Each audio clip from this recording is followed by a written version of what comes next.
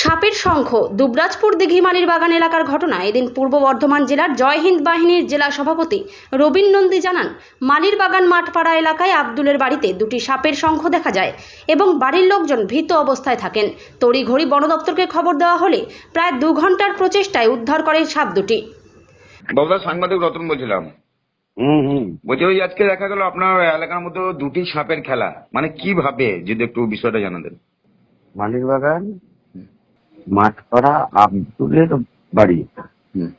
আব্দুল ঢালাইয়ের পাটা স্যানিটাইজার সব স্যানিটাইজার বিভিন্ন জিনিস তিনি ডিস্ট্রিবিউট করেন। ওখানে কাজ ছিল, তো তারপর হঠাৎ ভোরবেলায় ওনার একটি বাচ্চা নিয়েছেন। উনি দেখতে পায় দুটো সাপ ওরা শঙ্খর মধ্যে করেছে। তো তার পরবর্তী সময় কিন্তু ভয় ভীতি, তার পরবর্তী সময়ে আপনাদের সাংবাদিক বন্ধুদের মাধ্যমে পুলিশের সহযোগিতায় আমরা বন দপ্তরে খবর দিই।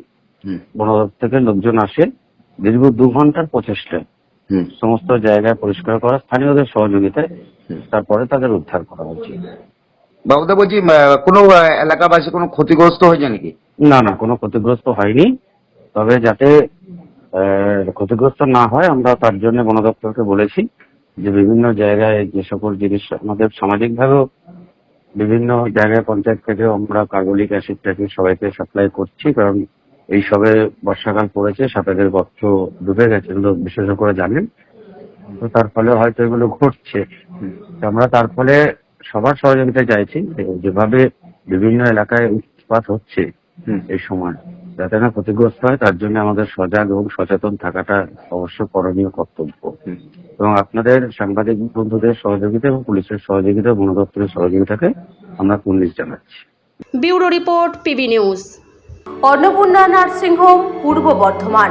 খুবই কম খরচে স্বাস্থ্যসাথী কার্ড সহ বিশ্বমানের চিকিৎসা প্রদান করা হয়। 24 ঘন্টা জরুরি বিভাগ। ঠিকানা Garmor, NH2, Nababhat Uttara bus stand. যোগাযোগ করুন 7908978011 এই নম্বরে।